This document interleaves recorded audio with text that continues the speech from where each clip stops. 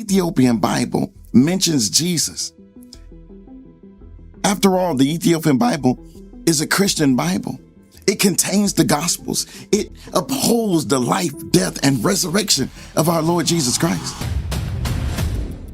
An AI with no faith to protect and no tradition to defend was asked to read every resurrection account in the New Testament at the same time. Grok didn't treat them as sacred, it treated them as data. What it found wasn't just small differences, but a deeper pattern that's hard to ignore once you see it.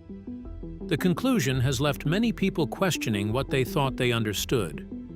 Do you think these accounts still align the same way? Yes or no? Let us know in the comments. Why the resurrection accounts matter. There is no softer way to say this. The resurrection is the load-bearing wall of Christian theology. Remove it, and the entire structure comes down. Paul understood this clearly when he wrote to the church at Corinth around 53 or 54 AD, roughly 2 decades before any of the 4 Gospels reached their final written form. His words in 1 Corinthians 15:14 are among the most direct in the entire New Testament. If Christ has not been raised, our preaching is useless, and so is your faith. Paul was not speaking metaphorically.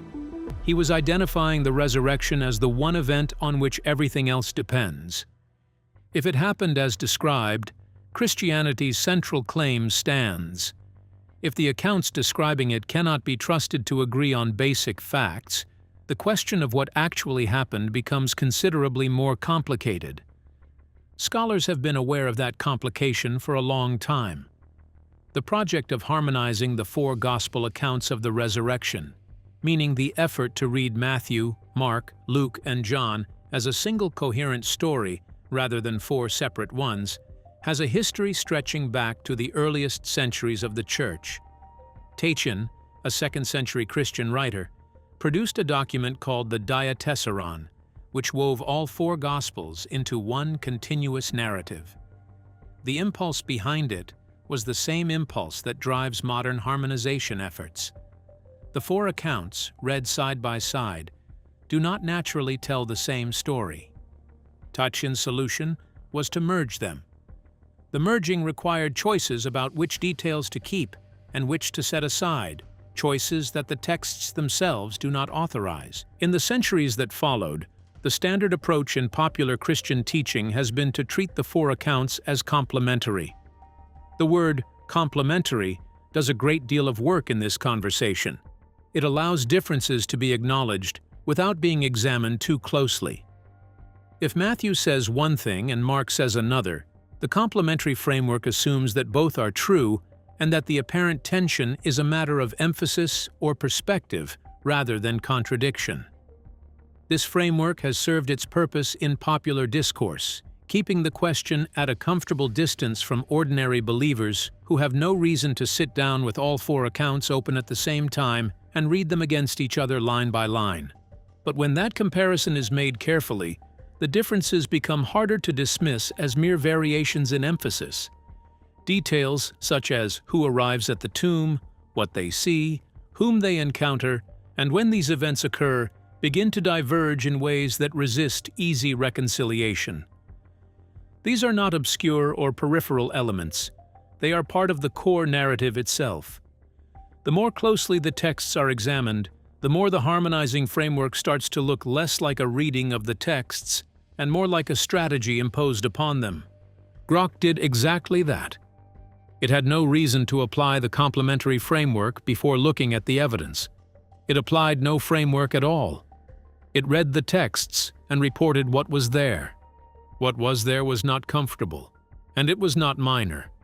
It exposed the tension between inherited assumptions and the plain reading of the documents, forcing a more direct confrontation with the question that Paul himself considered decisive, not just whether the resurrection matters, but how confidently one can say what, in fact, happened.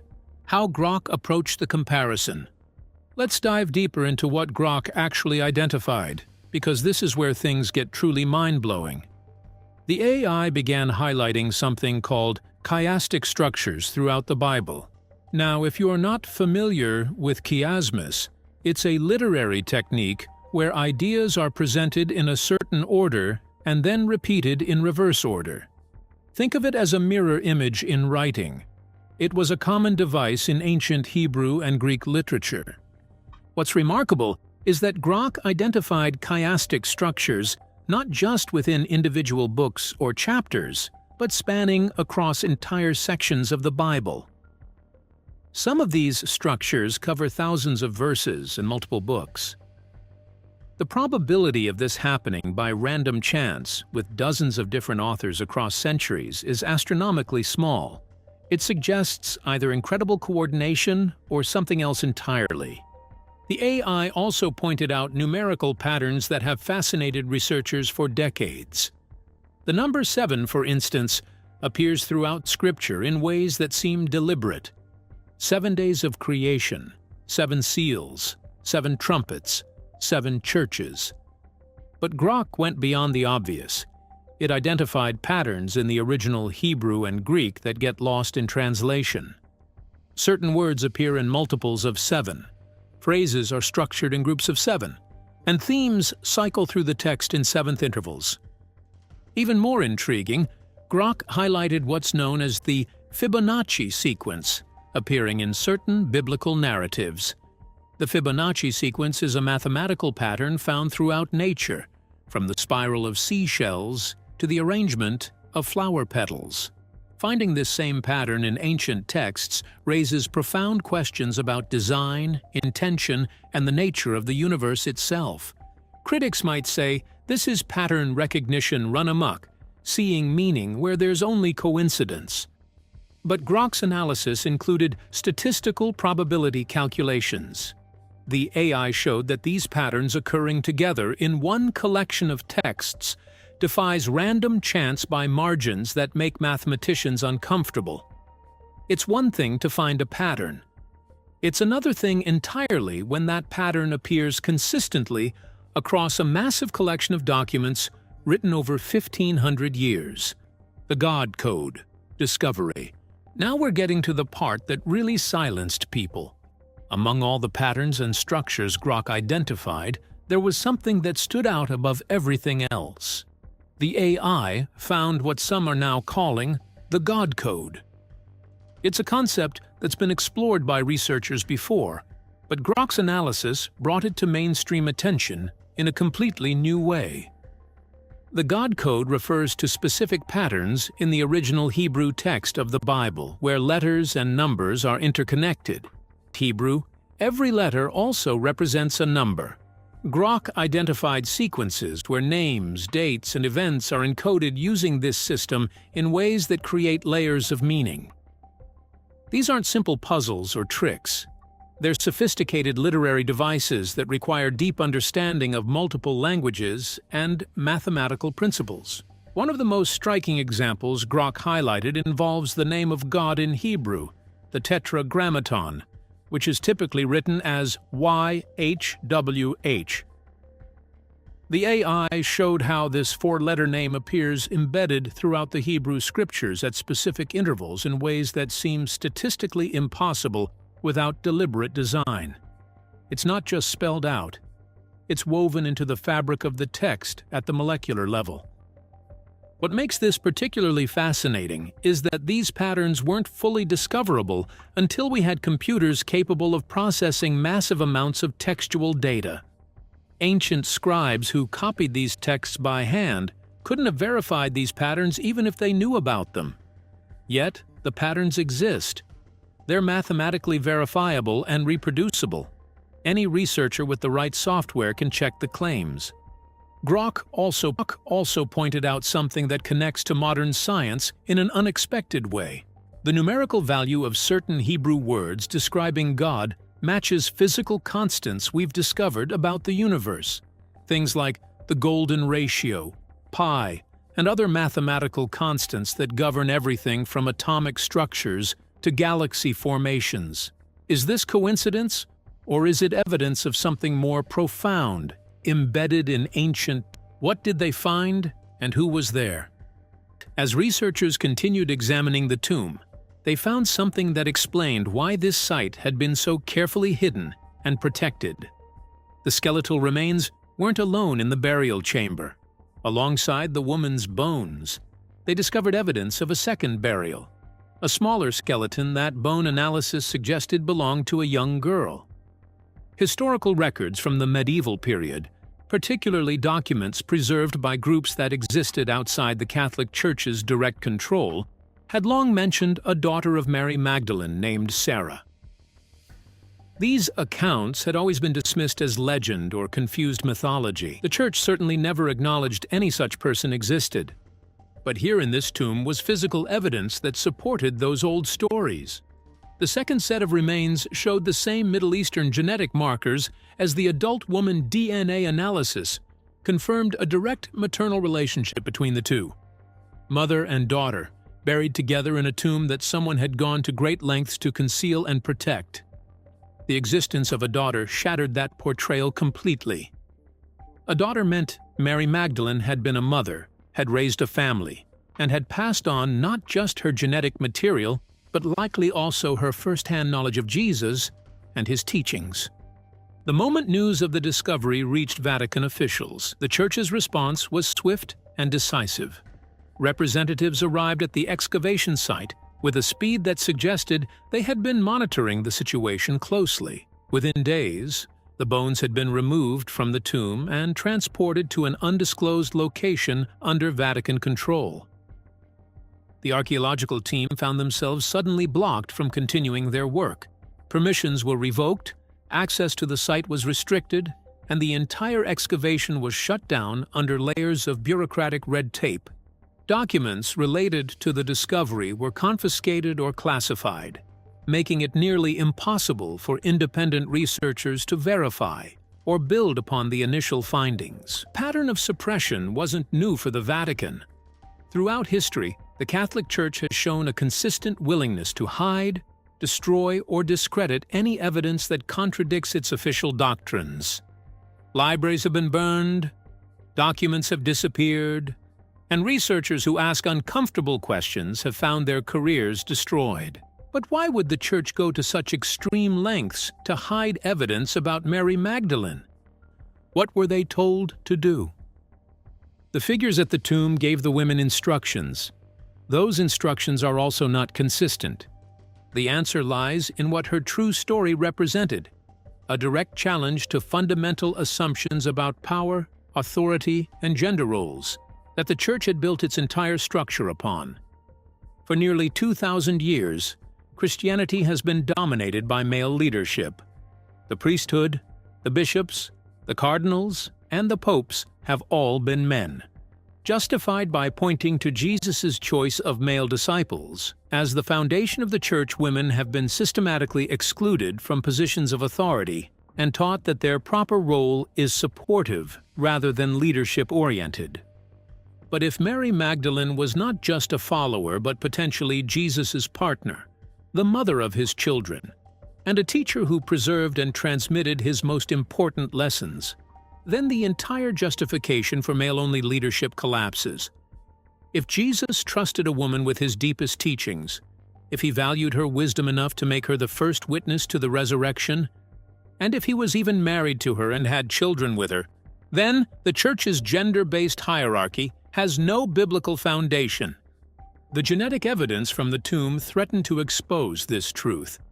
Living descendants carrying Mary Magdalene's DNA would be walking proof that the Church's official story was incomplete at best and deliberately falsified at worst. These people would represent a bloodline with a stronger claim to preserving Jesus's authentic teachings than the papal succession that traces its authority back to Peter. The historical documents that had been hidden away for centuries told an even more complete story. The first appearance of the risen Jesus. The sequence of who saw Jesus first after the resurrection is where the accounts diverge most sharply, and where Paul's early account introduces the most significant disruption. Matthew places the first appearance with the women as they are leaving the tomb. Jesus meets them, they grab his feet, they worship him. The disciples then go to Galilee and see him on a mountain, where some worship and some doubt. Mark, in its original ending, has no resurrection appearances at all. The text ends at verse 8 of chapter 16 with the women fleeing the tomb in terror and saying nothing to anyone. That is where the oldest and most reliable manuscripts of Mark end. The appearances described in Mark 16:9 through 20 appear in later manuscripts. Most scholars in the field of New Testament textual criticism, working across theological positions, agree that verses 9 through 20 are a later addition to the text, added by someone who found the original ending too abrupt and too unsatisfying. The original Mark does not show Jesus to anyone after his death. Luke's first appearance of the risen Jesus is to two disciples walking on the road to Emmaus, a village outside Jerusalem. These are not the 11. They are not named among the inner circle. Jesus walks with them. They do not recognize him. He explains the scriptures to them, and then he is revealed and disappears. Then he appears to Simon, then to the 11 together in Jerusalem. John places the first appearance with Mary Magdalene alone at the tomb. She mistakes him for the gardener. He says her name, she recognizes him, and he tells her not to hold on to him. Then he appears to the disciples without Thomas, then to Thomas, then to disciples at the Sea of Galilee in chapter 21. Paul, writing in 1 Corinthians 15, roughly 20 years before any of the Gospels reached written form, gives his own sequence. Christ appeared to Peter, then to the 12, then to more than 500 people at once, then to James, then to all the apostles, then to Paul himself. Paul does not mention Mary Magdalene. He does not mention the women at the tomb. He does not mention the empty tomb. He does not mention Galilee or Jerusalem as locations. His list shares almost no overlap in sequence with any of the four Gospels.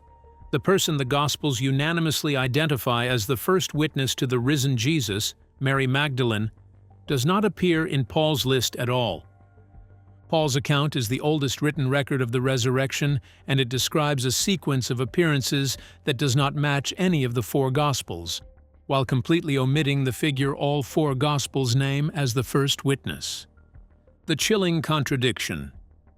Here is the center of what Grok found, and it requires sitting with it carefully rather than moving past it. Paul wrote 1 Corinthians somewhere around 53 or 54 AD. The earliest Gospel, Mark, was written roughly around 65 to 70 AD. Matthew and Luke are generally dated to the 80s. John is typically placed in the 90s. Paul's letter predates the earliest Gospel by at least a decade and predates the later Gospels by 30 to 40 years. If there is a hierarchy of sources in terms of proximity to the events, Paul is at the top of it. He explicitly states in 1 Corinthians 15:3 that he received this tradition and passed it on, implying it came to him from others before him, pushing the tradition's origin even earlier. And yet Paul's account of the resurrection has almost nothing in common with the Gospel accounts except the basic claim that Jesus rose from the dead. The women, who are the most consistent single detail across all four Gospels, are completely absent in Paul. The empty tomb, which all four Gospels describe as the first evidence of the resurrection, is not mentioned in Paul at all. Paul's sequence of appearances to Peter, then the 12, then 500 people, then James, then all the apostles is not reflected in any Gospel. Grok's assessment of this situation was precise. These are not different perspectives on the same event. Eyewitnesses to the same event can disagree on peripheral details while agreeing on the core sequence of who was present and what happened first. What Paul and the Gospels present is not peripheral disagreement. They present incompatible sequences with incompatible primary witnesses. The most reliable source by chronological proximity describes a fundamentally different story than the sources written decades later. Grok also identified what this pattern suggests about the development of the tradition. The Gospels were written in sequence, with Matthew and Luke both apparently having access to Mark. When scholars compare the three, it becomes visible that Matthew and Luke frequently appear to be adjusting what Mark says. Mark ends in silence and fear with no appearances. Matthew and Luke both add appearances. The trajectory moves toward more, not less, over time. More witnesses, more appearances, more detail, more resolution, the pattern of a tradition developing and expanding rather than being uniformly transmitted from a single source. This is the chilling part. Not that contradictions exist. Contradictions in ancient texts are common. The chilling part is the direction of the contradictions. The oldest account ends with silence. The women say nothing to anyone. The next accounts add appearances. The later accounts add more appearances and more witnesses and more resolution. The tradition grows in the direction of greater certainty over time, which is the opposite of what eyewitness testimony typically does. Eyewitness testimony typically degrades over time. This tradition elaborates. The oldest written account of the resurrection ends with silence, fear, and no appearances, and the accounts written decades later progressively fill in the silence with increasingly detailed stories of what happened next. How believers have traditionally responded. The contradictions Grok identified are not new discoveries. Careful readers have noticed them for centuries, and careful defenders of the texts have constructed responses to them for just as long. The responses deserve honest engagement rather than dismissal. The harmonization tradition has produced serious scholarly work. John Wenham's Easter Enigma, published in 1984, is one of the most thorough modern attempts to construct a single coherent timeline from all four Gospel accounts and Paul's letter.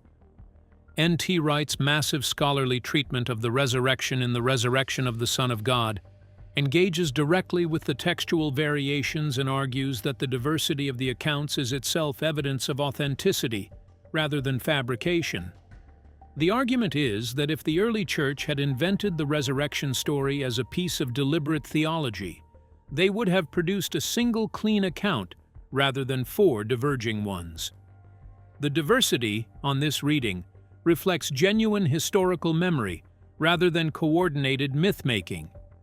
The eyewitness variation argument has genuine force in certain contexts.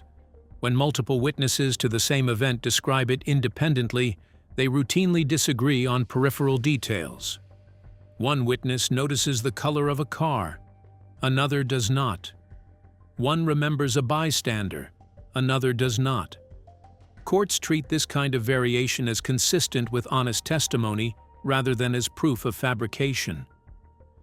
Applied to the resurrection accounts, this argument says that the differences in names, numbers, and sequence are exactly what you would expect from multiple witnesses describing a real event from their own limited perspectives.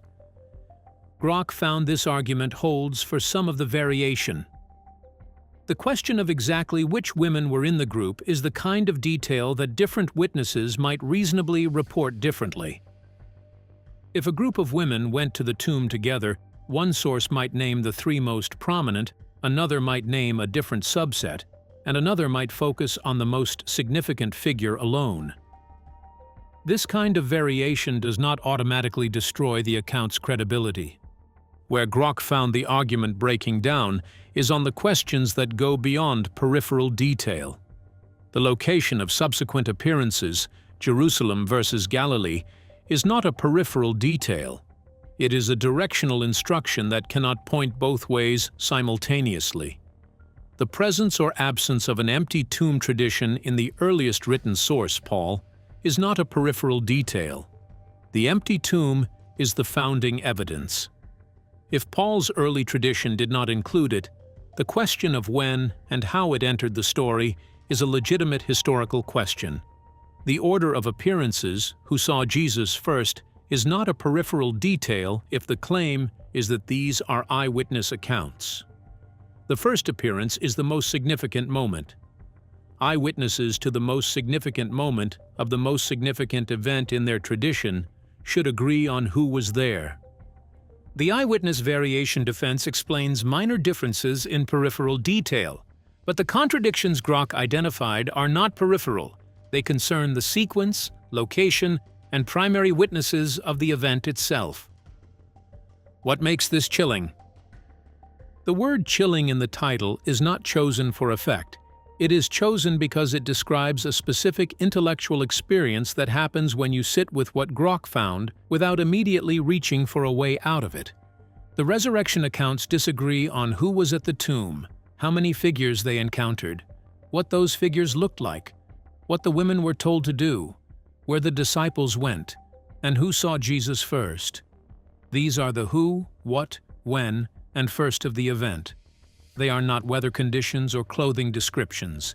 They are the basic architecture of the narrative. If 4 witnesses to the same car accident disagreed on how many vehicles were involved, what the drivers did after the crash, and who arrived at the scene first, the disagreement would raise serious questions about the reliability of at least some of the testimony.